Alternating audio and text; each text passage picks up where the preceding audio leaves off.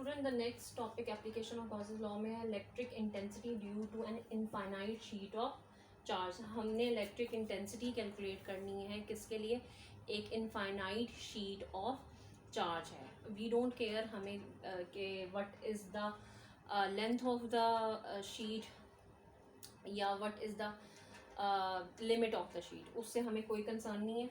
Infinite का मतलब वही बात कि हमें उसको जानने की ज़रूरत नहीं है, ठीक है। एक इनफाइनाइट प्लेन शीट है।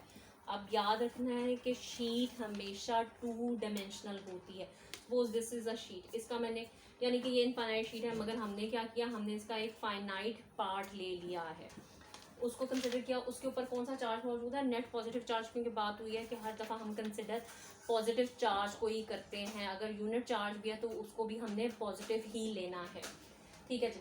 पॉजिटिव चार्ज स्कैटर्ड है इसकी पूरी की पूरी शीट पे, मगर चार्ज यूनिफॉर्मली डिस्ट्रीब्यूटेड है, यानी कि हर एरिया में इक्वल चार्ज यूनिफॉर्मली हर जगह स्कैटर किया हुआ। ये नहीं है कि सारा का सारा इस साइड पे चार्ज एक्यूमुलेटेड है और इधर चार्ज मौजूद ही नहीं है, हर जगह इक्वल चार्ज मौजूद है। अब एक छोटा सा नया कंसेप्ट आएगा इधर, सरफेस चार्ज डेंसिटी।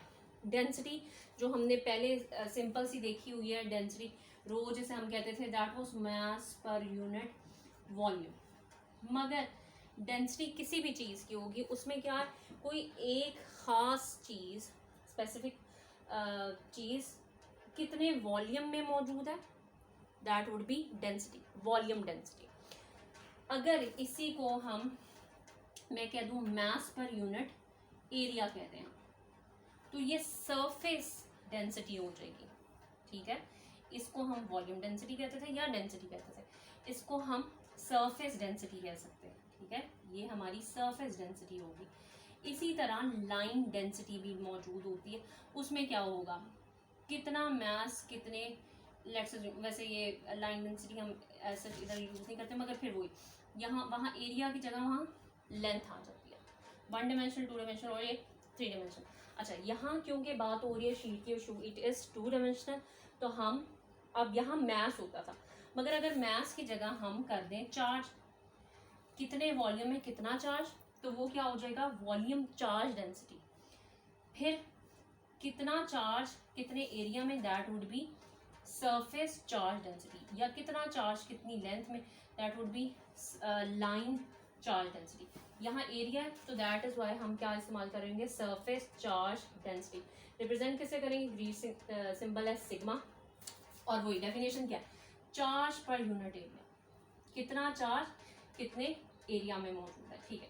यहाँ हमने इस चीज़ की फिक्र नहीं की थी, मैंने यहाँ सिर्फ हम लोगों ने ये बात की कि net positive charge uniformly scattered है हर जगह, ये बात नहीं की कितना है उससे, क्योंकि इनफाइनाइट शीट है उससे कंसर्न नहीं है। तो यहाँ से चार्ज की वैल्यू निकाल ली हमने, चार्ज यही रहा सिग्मा इंटू एरिया, ठीक है जी। ये आपके चार्ज की वैल्यू आ गई। अब देखिएगा, अब वही चीज़ हम लोगों ने पिछले टॉपिक में भी बात की थी। पहली चीज़ के गॉसियन सरफेस इमेजिन करनी है। ये मेरी शीट है, ठीक है, 2 डायमेंशन। अब गॉसियन सरफेस यहाँ कैसे इमेजिन करें, एक सिलेंडर जो कि इसमें से पास कर रहा है, ठीक है, इस सरफेस में से पास कर रहा है। अब ज़रा इस सिलेंडर को के एरियाज देख लेते हैं। एक तो ये सर्कुलर सिलेंडर एरिया हो गया, ठीक है, और अगर ठीक है ये सारा का सारा, और फिर और कौन कौन सा इसकी सरफेस मौजूद है, एक इसकी ये वाली सरफेस और एक इसकी ये वाली सरफेस मौजूद है। अब हमने फ्लक्स बाय डेफिनेशन कैलकुलेट करना है, डेफिनेशन ई डॉट ए, और अगर आपको याद हो तो E dot A would open E A cos theta, और वहाँ ए जो हमने लिया था दैट वाज सरफेस एलिमेंट था, और सरफेस एलिमेंट हमने बात की थी is always directed outward and perpendicular to the surface. अच्छा, अब ये शीट है, इसके ऊपर सारा का सारा पॉजिटिव चार्ज है, पॉजिटिव चार्ज आउटवर्ड डायरेक्शन, इसका मतलब है इस वक्त मेरी फील्ड की डायरेक्शन सारी लेट्स अज्यूम एक्स एक्सिस में इस तरफ जा रही है, ठीक है। अब देखें ये सरफेस, ये जो फ्लैट सरफेस सर्कुलर इस साइड है, इसका area of element would be outward and perpendicular. ये सरफेस है तो इसके परपेंडिकुलर क्या होगा, ये ठीक है, इसके परपेंडिकुलर ये चीज होगी, ठीक है।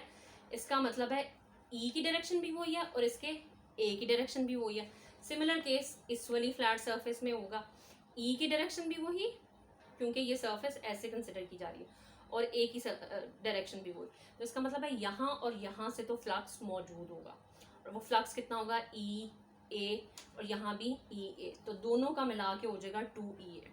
अब आते हैं इस पे, फिर से वही ई की डायरेक्शन ये है आउटवर्ड, ठीक है। अब ये वाली सरफेस छोटा सा पार्ट लेते हैं, इसका मतलब है ये इधर का एलिमेंट ऑफ एरिया आउटवर्ड, ठीक है, एंड परपेंडिकुलर, ऊपर वाली सारी सरफेस आउटवर्ड एंड परपेंडिकुलर, तो एंगल कितना बना फील्ड ई और ए के दरमियान 90, ई डॉट ए 0 हो गया। तो ये सारे सिलेंड्रिकल जो पार्ट है उधर से कोई फ्लक्स पार्ट प्ले नहीं कर रहा क्योंकि फील्ड और ए आर परपेंडिकुलर, ठीक है जी। तो फिर टोटल फ्लक्स कितना बच गया इस सरफेस में से और इस सरफेस में से, जो कि है 2E ए, ई ए प्लस ई ए दोनों फ्लैट सरफेसेस में से और सिलेंड्रिकल में से 0 हो गया, ठीक है जी। एक काम ये बाय डेफिनेशन ऑफ फ्लक्स ये हो गया। अब क्या अप्लाई करना है, अब अप्लाई करना है Gauss's law. Gauss's law is the flux through a closed surface is equal to 1/ε0 times the charge enclose, ठीक है, वो लिख लिया उसकी डेफिनेशन के थ्रू 1/ε0। अब चार्ज यहाँ चार्ज कितना है मुझे नहीं पता टोटल चार्ज कितना, मगर उसकी जगह हम लोगों ने क्या पुट कर दिया, हम लोगों ने सरफेस चार्ज डेंसिटी से सिग्मा ए पुट कर दिया, ठीक है जी, सिग्मा ए। और by 1 by definition of flux मैंने टोटल फ्लक्स कैलकुलेट किया 2E ए, तो बाय 1 फ्लक्स कितना हो गया 2E A is equal to ये वाली साइड 1/ε0 सिग्मा ए, ए से कैंसिल। अब वही बात कैलकुलेट क्या करनी है, इलेक्ट्रिक इंटेंसिटी आ गई यहाँ, इलेक्ट्रिक इंटेंसिटी ई यहीं 2 मल्टीप्लाई उधर जाके डिवाइड, तो this is the electric field intensity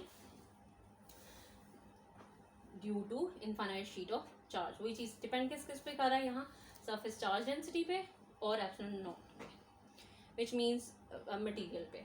और आगे उन्होंने एक चीज की हुई है कि अगर हम इसको, क्योंकि E has a direction E vector है, तो हम यहाँ यूनिट वेक्टर पुट कर सकते हैं।